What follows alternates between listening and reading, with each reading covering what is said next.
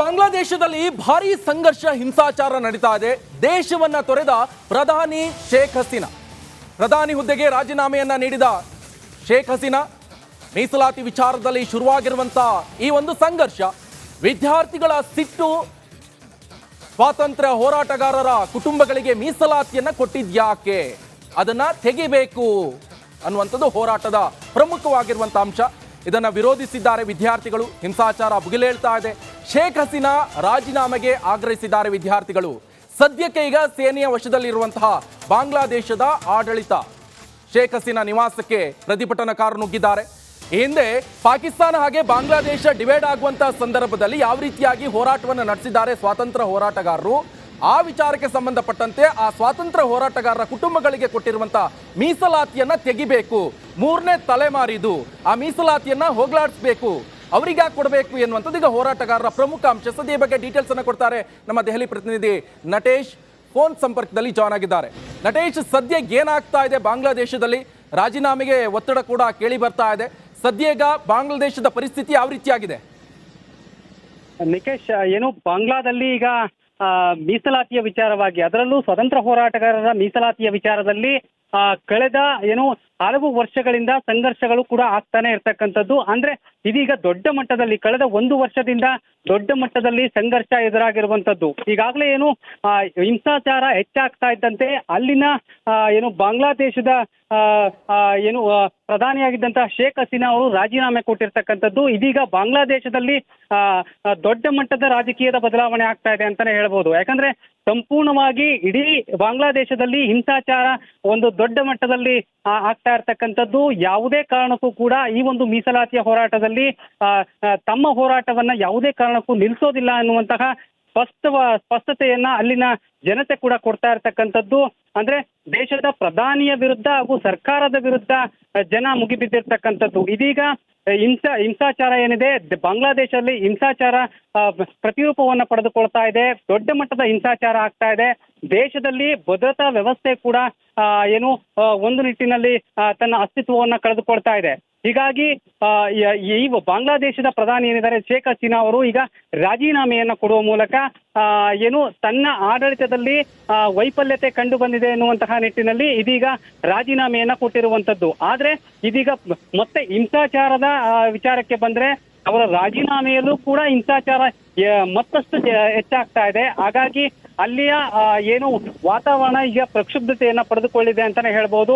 ಈಗಾಗಲೇ ಸ್ವತಂತ್ರ ಹೋರಾಟಗಾರರ ಮೀಸಲಾತಿಯ ವಿಚಾರವಾಗಿ ನಡೀತಾ ಇರ್ತಕ್ಕಂಥ ಹೋರಾಟ ಏನಿದೆ, ಈ ಹೋರಾಟ ಅಂತಿಮವಾಗಿ ಮತ್ತೆ ಯಾವ ರೀತಿಯ ಒಂದು ಸ್ವರೂಪವನ್ನ ಪಡೆದುಕೊಳ್ಳುತ್ತೆ ಅನ್ನುವಂಥದ್ದು ಕೂಡ ಬಹಳಷ್ಟು ಕುತೂಹಲವನ್ನ ಕೆರಳಿಸಿದೆ.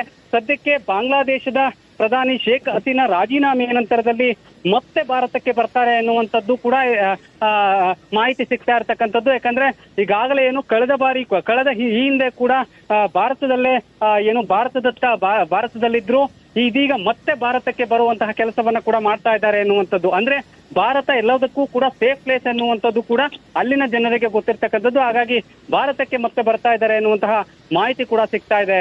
ನಿಕೇಶ್, ಇನ್ನೊಂದು ಬಹಳ ಪ್ರಮುಖವಾಗಿ ಯಾಕೆ ಅವರು ಭಾರತಕ್ಕೆ ಬರ್ತಾ ಇರುವಂತದ್ದು, ಹಿಂದೆ ಕೂಡ ಬಾಂಗ್ಲಾದೇಶಕ್ಕೆ ಸಾಕಷ್ಟು ಸಹಕಾರವನ್ನ ಮಾಡಿರುವಂತದ್ದು ಭಾರತ. ಬಹಳ ಪ್ರಮುಖವಾಗಿ ಈ ಸ್ವಾತಂತ್ರ್ಯ ಹೋರಾಟಗಾರ ವಿಚಾರ ಬರೋದಾದ್ರೆ ಈಗ ಒಂದಾಯ್ತು, ಎರಡಾಯ್ತು, ಮೂರನೇ ತಲೆಮಾರಿನವರಿಗೆ ಯಾಕೆ ಕೊಡಬೇಕು ಈ ಮೀಸಲಾತಿ ಅನ್ನುವಂಥದ್ದು ಈಗ ಹೋರಾಟಗಾರರ ವಿಚಾರ. ಬಟ್ ಆದ್ರೆ ಈಗ ಕೇಳ್ತಾ ಇರುವಂತದ್ದು ವಿರೋಧ ಪಕ್ಷದವರು ಯಾವ ರೀತಿಯಾಗಿ ವಿದ್ಯಾರ್ಥಿಗಳಿಗೆ ಸಹಕಾರ ಮಾಡ್ತಾ ಇದ್ದಾರೆ, ಇಲ್ಲಿ ಸರ್ಕಾರದ ಸ್ಟ್ಯಾಂಡ್ ಏನು ಅಂತ.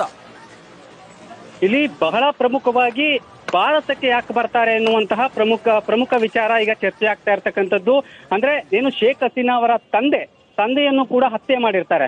ಅಂದ್ರೆ ಈ ಹಿಂದೆ ಕೂಡ ಸಾಕಷ್ಟು ಬಾಂಗ್ಲಾದೇಶದಲ್ಲಿ ಈ ಹಿಂದೆ ನಡೆದಂತಹ ಹಲವು ಹಿಂಸಾಚಾರಗಳಲ್ಲೂ ಕೂಡ ಸಾಕಷ್ಟು ಈ ವಿಚಾರ ಅಂದ್ರೆ ಈ ಒಂದು ವಿಚಾರಗಳು ಕೂಡ ಚರ್ಚೆ ಆಗ್ತಾ ಇರ್ತಕ್ಕಂಥದ್ದು. ಮೀಸಲಾತಿಯ ವಿಚಾರದಲ್ಲಿ ವಿದ್ಯಾರ್ಥಿಗಳ ಪ್ರತಿಭಟನೆ ಏನಿದೆ, ಬಾಂಗ್ಲಾದೇಶದಲ್ಲಿ ಭಾರಿ ಸಂಘರ್ಷ ಹಿನ್ನೆಲೆ ಶೇಖ್ ಹಸೀನಾ ರಾಜೀನಾಮೆ ಕೊಟ್ಟಿದ್ದಾರೆ ಅಂತ ಹೇಳಿ ಈಗ ಭಾರತಕ್ಕೆ ಓಡೋಡಿ ಬಂದಿದ್ದಾರೆ ಪ್ರಧಾನಿ ಶೇಖ್ ಹಸೀನಾ. ತ್ರಿಪುರಾದಲ್ಲಿ ಬಂದು ಲ್ಯಾಂಡ್ ಆಗಿದ್ದಾರೆ ಶೇಖ್ ಹಸೀನಾ. ಬಾಂಗ್ಲಾದೇಶದ ಪ್ರಧಾನಿ ರಾಜೀನಾಮೆ ಕೊಟ್ಟ ಬಳಿಕ ಭಾರತಕ್ಕೆ ಬಂದಿರೋದು. ಬಾಂಗ್ಲಾದೇಶದಲ್ಲಿ ಆದಂತಹ ಭಾರಿ ಸಂಘರ್ಷ ಅದಾದ ಬಳಿಕ ಭಾರತವೇ ಸೇಫ್, ಅಲ್ಲಿದ್ರೆ ನಾನು ಸೇಫ್ ಅನ್ನೋ ಲೆಕ್ಕಾಚಾರ. ಸೊ ಹಾಗಾಗಿ ಈಗಾಗಲೇ ಭಾರತಕ್ಕೆ ಬಂದು ಇಳಿದಿದ್ದಾರೆ, ತ್ರಿಪುರಾದಲ್ಲಿ ಲ್ಯಾಂಡ್ ಆಗಿದ್ದಾರೆ. ಈಗ ಬಾಂಗ್ಲಾದೇಶದಲ್ಲಿ ಭಾರಿ ಸಂಘರ್ಷ, ಹಿಂಸಾಚಾರ ಆಯಿತು. ದೇಶವನ್ನ ತೊರೆದು ಪ್ರಧಾನಿ ಶೇಖ್ ಹಸೀನಾ ರಾಜೀನಾಮೆ ಕೊಟ್ಟ ಬಳಿಕ ಭಾರತಕ್ಕೆ ಬಂದಿದ್ದಾರೆ ಅನ್ನುವಂಥ ಡೀಟೇಲ್ ಸಿಗ್ತಾ ಇದೆ. ಮೀಸಲಾತಿ ವಿಚಾರದಲ್ಲಿ ಶುರುವಾಗಿದ್ದಂಥ ವಿದ್ಯಾರ್ಥಿಗಳ ಸಿಟ್ಟು ವಿರೋಧಿಸಿದ್ರು, ಹಾಗಾಗಿ ಪ್ರತಿಭಟನೆಯಾಗಿ ಉಳ್ಕೊಳ್ಳಿಲ್ಲ, ಹಿಂಸಾಚಾರಕ್ಕೆ ತಿರುಗಿತ್ತು. ಅದಾದ ಬಳಿಕ ಪ್ರಧಾನಿ ಶೇಖ್ ಹಸೀನಾ ರಾಜೀನಾಮೆಯನ್ನ ಕೊಟ್ಟು ಭಾರತದ ಕಡೆ ಬಂದಿದ್ದಾರೆ. ಸೊ ಹಾಗಾದ್ರೆ ಎಲ್ಲವೂ ಸರಿ ಹೋಗ್ಬಿಡುತ್ತಾ? ಈ ಬಗ್ಗೆ ಮತ್ತಷ್ಟು ಮಾಹಿತಿಯನ್ನು ಕೊಡ್ತಾರೆ ನಟೇಶ್. ಈಗ ಭಾರತಕ್ಕೆ ಬಂದ್ರಪ್ಪ ಆಯ್ತು, ಈಗ ಎಲ್ಲವೂ ಸರಿ ಹೋಗುತ್ತಾ, ವಾಟ್ ನೆಕ್ಸ್ಟ್ ಅಂತ ಹೇಳಿ ಮುಂದೆ? ನಿಕೇಶ್, ಖಂಡಿತ ಏನು ಬಾಂಗ್ಲಾದೇಶದಲ್ಲಿ ಪ್ರಧಾನಿ ಶೇಖ್ ಹಸೀನಾ ರಾಜೀನಾಮೆ ಕೊಟ್ಟಾಗಿದೆ. ಈಗ ಮತ್ತೆ ಏನು ಅನ್ನುವಂತಹ ಪ್ರಶ್ನೆ ಎದುರಾಗಿರ್ತಕ್ಕಂಥದ್ದು. ಅಂದ್ರೆ ಸದ್ಯದಲ್ಲೇ ದೇಶವನ್ನ ಉದ್ದೇಶಿಸಿ ಬಾಂಗ್ಲಾದೇಶದ ಮುಖ್ಯಸ್ಥರು ಈ ಬಗ್ಗೆ ಮಾತನಾಡಲಿದ್ದಾರೆ ಎನ್ನುವಂತಹ ಮಾಹಿತಿ ಸಿಗ್ತಾ ಇದೆ. ಯಾಕಂದ್ರೆ ರಾಜೀನಾಮೆ ಕೊಟ್ಟ ನಂತರದಲ್ಲಿ ದೇಶವನ್ನ ಮತ್ತೆ ಮುನ್ನಡೆಸಬೇಕಾದಂತಹ ಜವಾಬ್ದಾರಿ ಕೂಡ ಇರುತ್ತೆ. ಹಾಗಾಗಿ ಅಲ್ಲಿನ ಮುಖ್ಯಸ್ಥರೇನಿದ್ದಾರೆ ದೇಶವನ್ನ ಉದ್ದೇಶಿಸಿ ಇನ್ನೇನು ಕೆಲವೇ ಕ್ಷಣಗಳಲ್ಲಿ ಮಾತನಾಡ್ತಾರೆ ಎನ್ನುವಂತಹ ಮಾಹಿತಿ ಇದೆ. ಇದಕ್ಕೆ ಸಂಬಂಧಪಟ್ಟಂತೆ ಅಂದ್ರೆ ಒಂದು ಸರ್ಕಾರದ ಅಸ್ತಿತ್ವ ಇಲ್ಲಿ ಬಹಳ ಪ್ರಮುಖವಾಗಿ ಯೋಚನೆ ಮಾಡಬೇಕಾಗಿರ್ತಕ್ಕಂಥದ್ದು. ಒಂದು ದೇಶದಲ್ಲಿ ಯಾರಾದ್ರೂ ಪ್ರತಿಭಟನೆ ಮಾಡ್ತಾರೆ ಅಥವಾ ವಿರೋಧ ಮಾಡ್ತಾರೆ, ಒಂದು ಮೀಸಲಾತಿ ಹೋರಾಟ ಇರ್ಬೋದು ಅಥವಾ ಮತ್ತೊಂದು ಹೋರಾಟಗಳಿರ್ಬೋದು, ಆ ಹೋರಾಟಗಳ ಆದಂತಹ ಸಂದರ್ಭದಲ್ಲಿ ಒಂದು ಸರ್ಕಾರ ಯಾವ ರೀತಿ ಎಚ್ಚೆತ್ತುಕೊಳ್ಳಬೇಕು ಅನ್ನುವಂಥದ್ದು ಬಹಳ ಪ್ರಮುಖವಾಗುತ್ತೆ. ಆ ಒಂದು ಎಚ್ಚೆತ್ತುಕೊಳ್ಳುವಂತಹ ಕ್ರಮವನ್ನ ಏನು ಶೇಖ್ ಹಸೀನಾ ಏನು ಪಕ್ಷದ ಒಂದು ಏನು ಪಕ್ಷ ಏನ್ ಮಾಡಿದೆ ಅದು ಸಂಪೂರ್ಣವಾಗಿ ವಿಫಲವಾಗಿದೆ ಅಂತಾನೆ ಹೇಳ್ಬೋದು. ಆ ವಿಫಲತೆ ಏನಿದೆ ಇಂದಿನ ರಾಜೀನಾಮೆಗೆ ಕಾರಣ ಆಗಿದೆ ಅಂತಾನೆ ಹೇಳ್ಬೋದು. ಒಂದು ಮೀಸಲಾತಿಯ ವಿಚಾರ ಏನಿದೆ, ಸ್ವತಂತ್ರ ಹೋರಾಟಗಾರರ ಮೀಸಲಾತಿಯ ವಿಚಾರವನ್ನ ಸಂಪೂರ್ಣವಾಗಿ ಕಡೆಗಣಿಸುವಂತಹ ಕೆಲಸವನ್ನ ಅಲ್ಲಿನ ಶೇಖ್ ಹಸೀನಾ ನೇತೃತ್ವದ ಸರ್ಕಾರ ಮಾಡ್ತು. ಪ್ರಧಾನಿಯಾಗಿದ್ದಂತ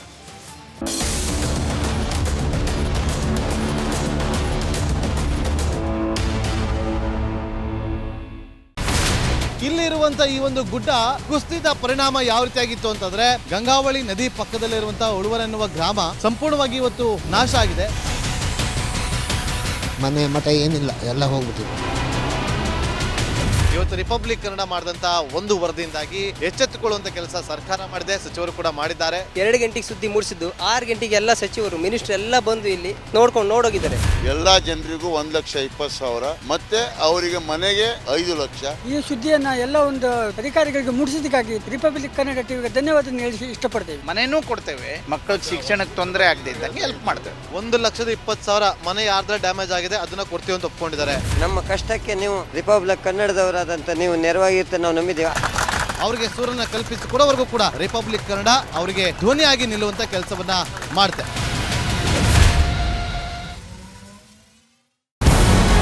ನಮಸ್ಕಾರ, ಕರ್ನಾಟಕ ಪ್ರೈಮ್ ಟೈಮ್ಗೆ ಸ್ವಾಗತ. ನಾನು ಜಯಪ್ರಕಾಶ್ ಶೆಟ್ಟಿ.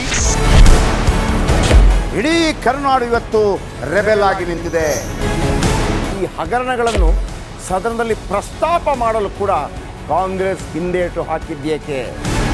ನಿಮ್ಗೆ ಸಂಬಳ ಅದಕ್ಕೆ, ನಿಮಗೆ ವಾಹನ ಅದಕ್ಕೆ, ನಿಮಗೆ ವೆಪನ್ ಅದಕ್ಕೆ, ನೀವು ಅದನ್ನು ಸೆರೆ ಹಿಡಬೇಕಾಗಿತ್ತು. ನೀವು ವಿದ್ಯುತ್ ಬರ ಇದೆ ಅಂತ ಹೇಳ್ತಾ ಇದ್ದೀರಿ, ಎಲ್ಲಿ ಬರ ಇದೆ ನೀವು ಹೇಳಬೇಕು. ಪಾಕಿಸ್ತಾನ್ ಆಕ್ಯುಪೈಡ್ ಕಾಶ್ಮೀರ್ ಅದು ಎಂದೆಂದಿಗೂ ನಮ್ಮದು. 40 ಮೆಷಿನ್ಗಳು ತಂದಿತ್ತು ನೋಟ್ ಎಣಿಸುವುದಕ್ಕೆ, ಅದೇ ಹಾಳಾಗಿದೆ. ಮಥುರಾದ ಗಲಾಟೆ ಇದೆಯಲ್ಲ, ಅದು ಸ್ಥಳೀಯವಾಗಿ ಕೂತು ಪರಿಹರಿಸಬಹುದಾದಂಥ ಕಾನೂನಿದೆ. ಗ್ಯಾರಂಟಿ ಯೋಜನೆಯಿಂದ ನಷ್ಟ ಆಗಿದೆ, ಲಾಭ ಆಗಿದೆ, ದಯವಿಟ್ಟು ಹೇಳಿ. Dawood Ibrahim most wanted criminal ಯಾವಾಗಾದ ಅಂದರೆ ಇಲ್ಲಿ ತನಕ ಭಾರತ ದೇಶದಲ್ಲಿ ಓರ್ವ ದಲಿತ ಪ್ರಧಾನಿಯಾದಂಥ ಇತಿಹಾಸವೇ ಇಲ್ಲ. ರಿಪಬ್ಲಿಕ್ ವರ್ಲ್ಡ್ ಆಪ್ ಇದು ಕೇವಲ ಅಪ್ಲಿಕೇಶನ್ ಅಲ್ಲ, ಸಮಗ್ರ ಸುದ್ದಿಗಳ ಸಂಪರ್ಕ ಮಾರ್ಗಕ್ಕೆ ಕ್ರಾಂತಿಕಾರಿ ಬದಲಾವಣೆ. ರಿಪಬ್ಲಿಕ್ ವರ್ಲ್ಡ್ ಆಪ್ ಕೇವಲ ಸುದ್ದಿ ಅಪ್ಲಿಕೇಶನ್ ಅನ್ನ ಪರಿಚಯ ಮಾಡ್ತಾ ಇಲ್ಲ, ಬದಲಾಗಿ ಡಿಜಿಟಲ್ ಸುದ್ದಿ ಬಳಕೆಯ ಹೊಸ ಯುಗಕ್ಕೆ ನಾಂದಿ ಹಾಡ್ತಾ ಇದೆ. ಇದೊಂದು ಬ್ರೇಕಿಂಗ್ ನ್ಯೂಸ್, ಪ್ರಭಾವಶಾಲಿ ಕಾರ್ಯಕ್ರಮಗಳಿಗೆ ಗಟ್ಟಿಯಾದ ವೇದಿಕೆ. ರಿಪಬ್ಲಿಕ್ ವರ್ಲ್ಡ್ ಅಪ್ಲಿಕೇಶನ್ ಈಗ ಲೈವ್ ಆಗಿದೆ. ಗೂಗಲ್ ಪ್ಲೇ ಸ್ಟೋರ್ ಮತ್ತು ಆಪಲ್ ಆಪ್ ಸ್ಟೋರ್ ಎರಡರಲ್ಲೂ ಲಭ್ಯವಿದೆ. ಈಗಲೇ ಡೌನ್ಲೋಡ್ ಮಾಡಿ.